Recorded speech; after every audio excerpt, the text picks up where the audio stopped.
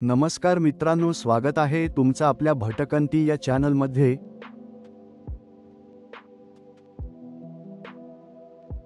आज आपण ब्रह्मताल ट्रेकच्या तिसऱ्या दिवशीच्या प्रवासाचा अनुभव सांगणार आहोत। काल आपण बैकताल बेस कॅम्पवर थांबलो होतो आणि आज सकाळी उजाडल्यावर सूर्यप्रकाशाने न्हालेल्या पर्वतरांगांकडे पाहत आम्ही पुढच्या टप्प्यासाठी निघालो।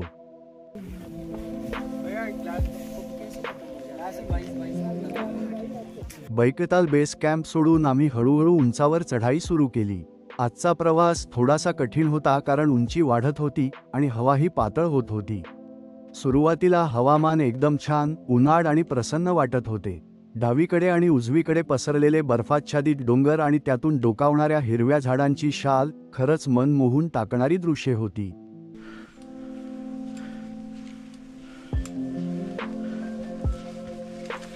हे साधारण 12,250 फूट उंचीवर वसलेलं आहे। लोकमान्यतेनुसार भगवान विष्णूंनी ब्रह्मतालाच्या परिसरातच तपस्या केली होती, त्यामुळे या सरोवराला धार्मिक व ऐतिहासिक महत्त्व आहे। हिवाळ्यात हे सरोवर पूर्णपणे गोठून जाते आणि त्यावर बर्फाची चादर पसरलेली असते। इथे उभं राहून आपण त्रिशूल, नंदाघुंटी आणि चौखंबा यांसारख्या भव्य हिमालयीन शिखरांचे दर्शन घेऊ शकतो। ये फसाना, ये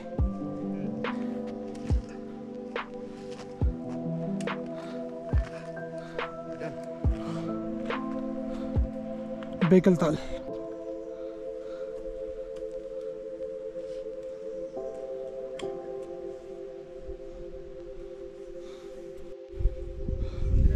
हाँ,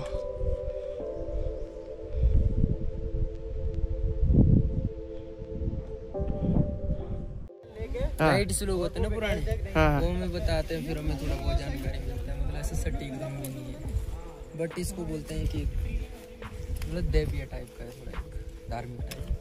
बेकाल ताल ना, वो बेकाल जो होते थे वो नागदेवता होते थे। ओके। नागदेवता तुम बताना। Baikal KAL।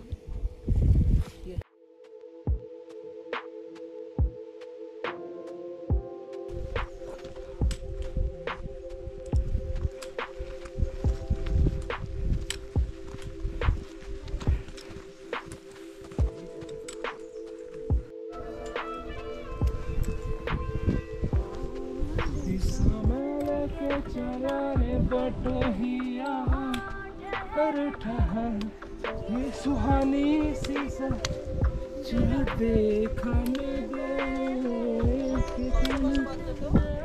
हळूहळू आम्ही पुढे सरकत होतो।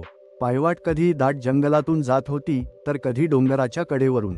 प्रत्येक ठिकाणी दृश्य वेगळीच भासत होती, कधी झाडांतून डोकावणारे हिमशिखर तर कधी दरीत तरंगणारे ढग। या सगळ्यामुळे चालण्याचा थकवा जाणवत नव्हता। एकमेकांशी गप्पा मारत, फोटो काढत, कधी शांतपणे फक्त निसर्ग अनुभवत आम्ही पुढे जात होतो।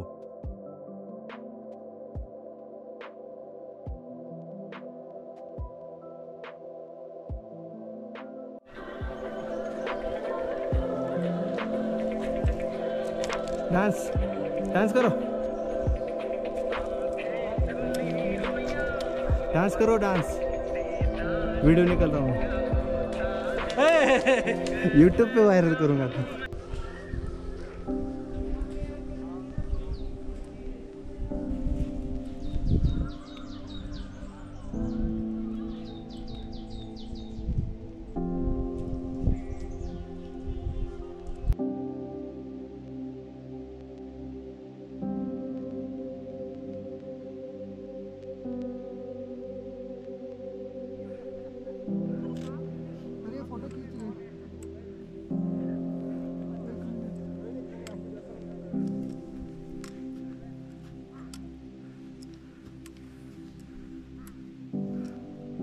पूरा स्नो है इधर। रुक रुक भाई,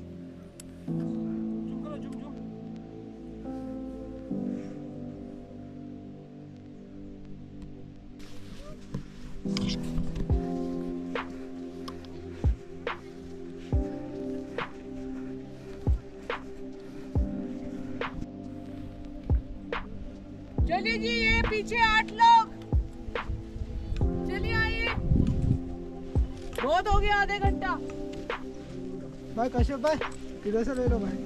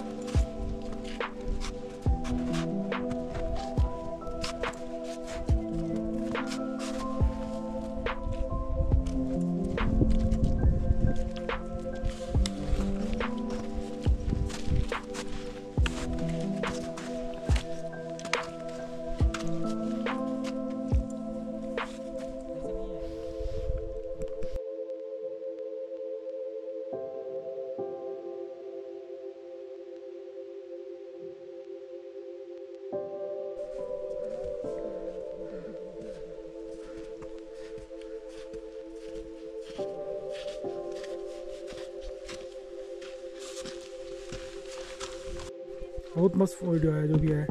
स्लो mo करूँगा तो बड़ा मस्त दिखेगा वो।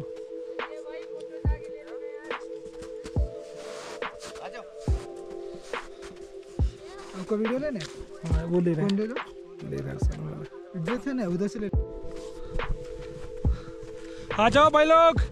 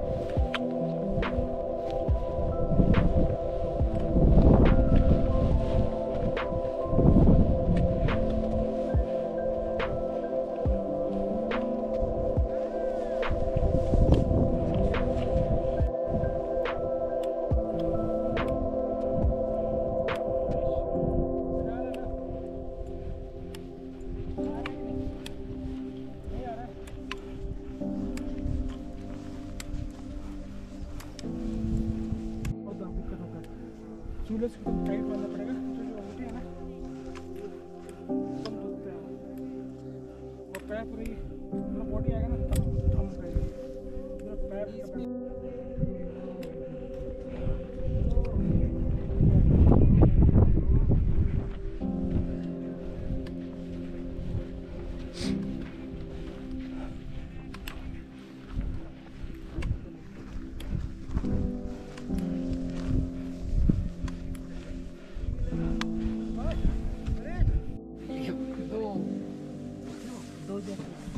एक तो काली एडिडास वाली, एक पीला वाला, पीला वो विंटर जैकेट दे ठगा दिया उसने मेरे को।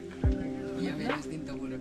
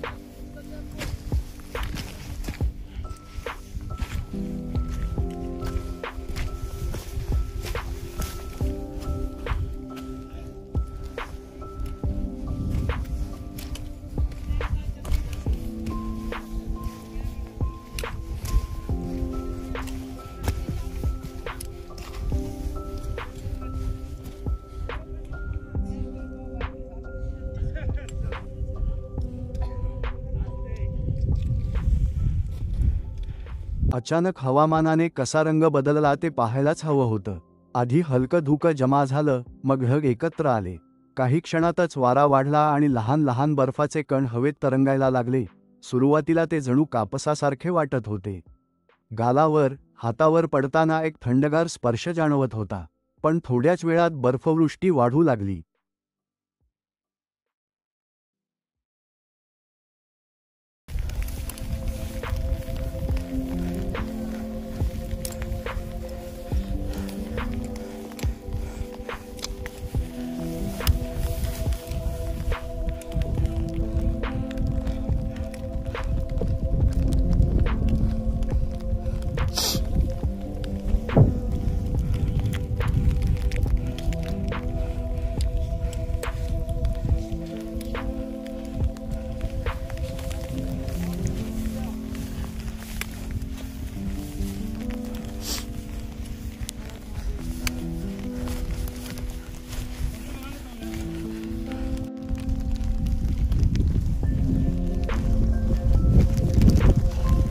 खूप हवा सुटली, स्नोफॉल पण होत आहे.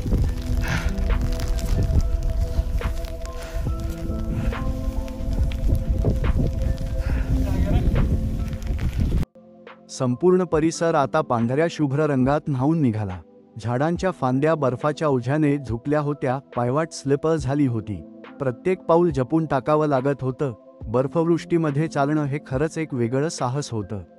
श्वास जोरात चालला होता, बूट ओले झाले होते, पण या सगळ्यापेक्षा महत्त्वाचं म्हणजे निसर्गाचा तो अप्रतिम चमत्कार डोळ्यासमोर घडत होता.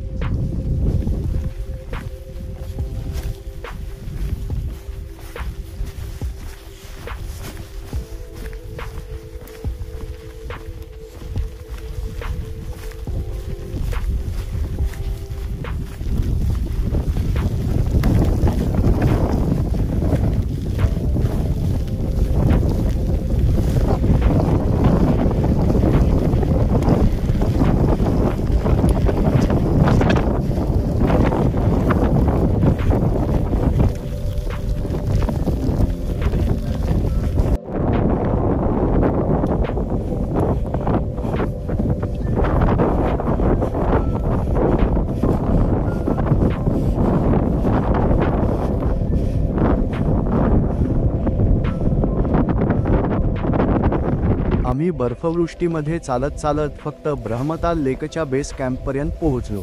हवामान Finally एवढं आपण खराब पोहोचलेलो झालं आहे. होतं की पुढे जाता आलं नाही. आम्हाला ब्रह्मताल तिथे कॅम्प. झोपण्यासाठी टेंट दिले गेले. थंडी एवढी होती की स्लीपिंग बॅगमध्येही गारठा जाणवत होता. बाहेर सतत बर्फ पडत होता आणि आतून फक्त उद्याच्या प्रवासाची उत्सुकता होती.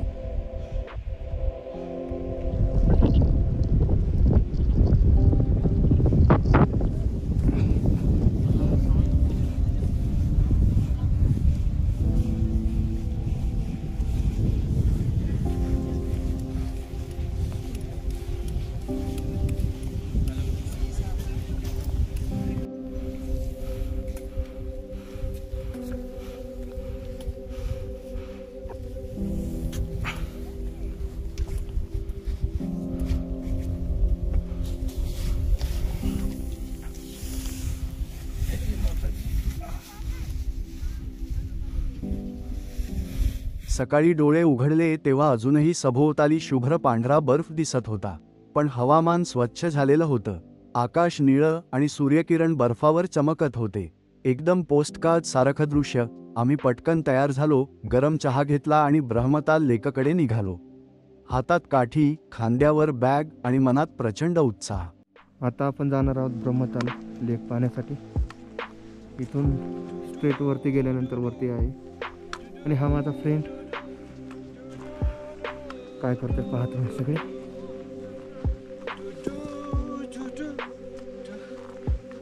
करो डांस. ये उस साइड पे ब्रह्मताल में. चलो चलते हैं.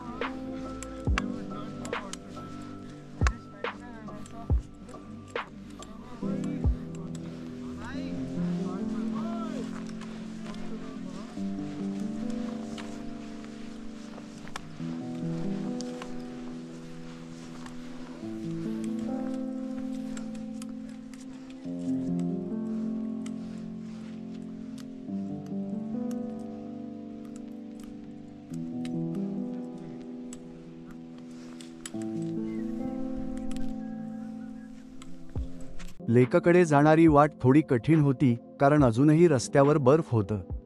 पाय घसरायची शक्यता होती, म्हणून जपून चालावं लागत होतं. पण जसं आम्ही उंची गाठत होतो तसं आजूबाजूचं दृश्य अजून मोहक होतं.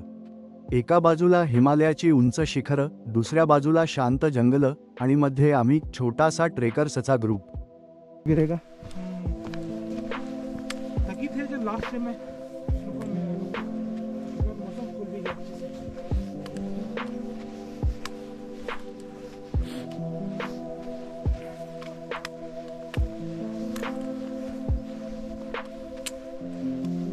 इधर से संभाल के आना.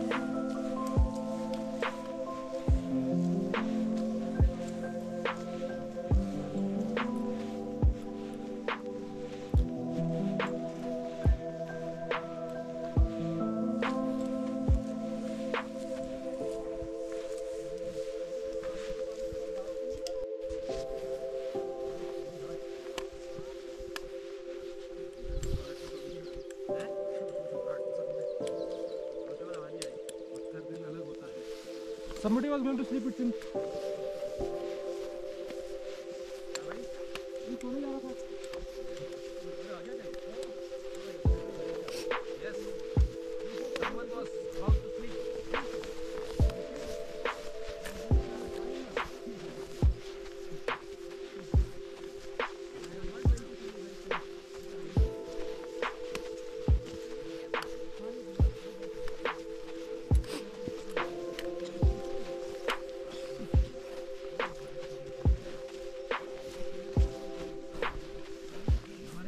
आणि मग अखेर आम्ही पोहोचलो ब्रह्मताल लेकवर.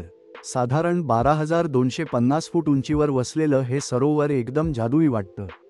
चारही बाजूंनी पांढरे डोंगर, निळं आकाश आणि मध्ये शांत, गोठलेलं सरोवर. असं वाटत होतं की आपण एखाद्या परीकथेत पोहोचलो आहोत. क्षणभर तर शब्दच सुचत नव्हते.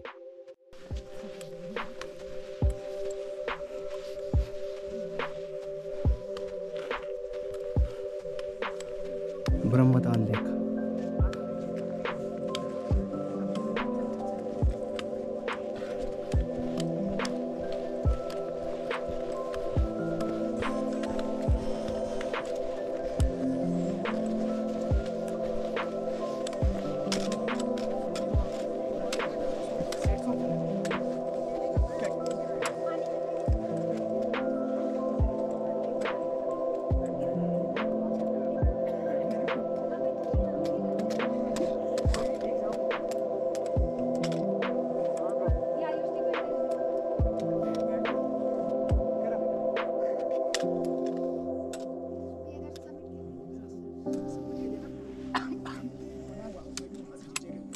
आम्ही तिथे काही सुंदर फोटो काढले.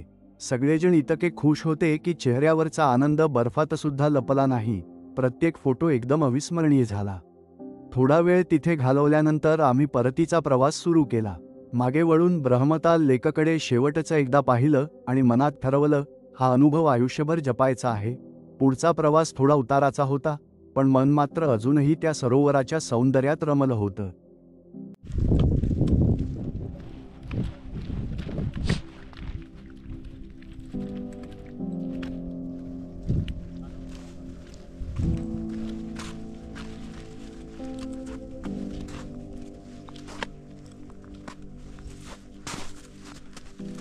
लेकवरून परतताना प्रवास उतरणीचा होता.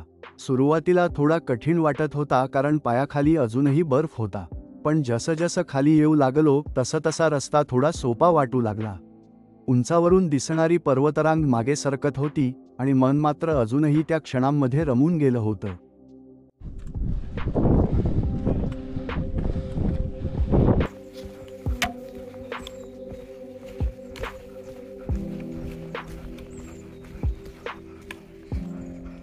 काही वेळ चालल्यानंतर आम्ही एका छोट्याशा जंगलातून गेलो.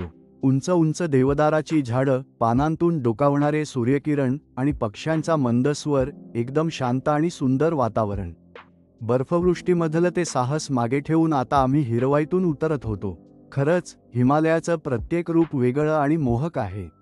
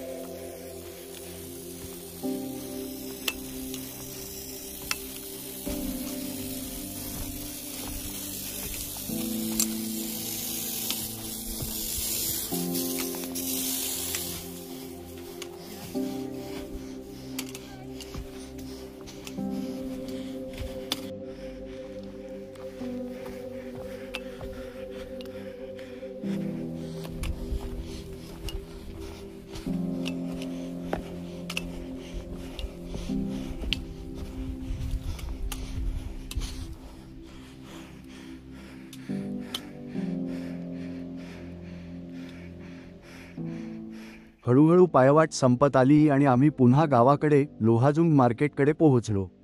ट्रेकिंगचा हा शेवटचा टप्पा होता. मार्केटमध्ये लोकांची वर्दळ, छोटी दुकाने, गरमागरम चहा आणि स्थानिक खाऊ, हे सगळं पाहून वाटलं की आपण खऱ्या अर्थाने परतलो आहोत. मित्रांनो, अशा रीतीने आमचा ब्रह्मताल ट्रेक पूर्ण झाला.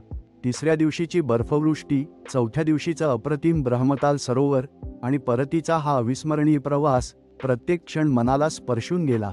हा अनुभव तुम्हाला सांगता आला याचा मला आनंद आहे. जर तुम्हाला हा व्लॉग आवडला असेल तर नक्की लाईक करा, शेअर करा आणि चॅनल सबस्क्राईब करायला विसरू नका. पुढच्या नव्या प्रवासात पुन्हा भेटूया. तोपर्यंत धन्यवाद.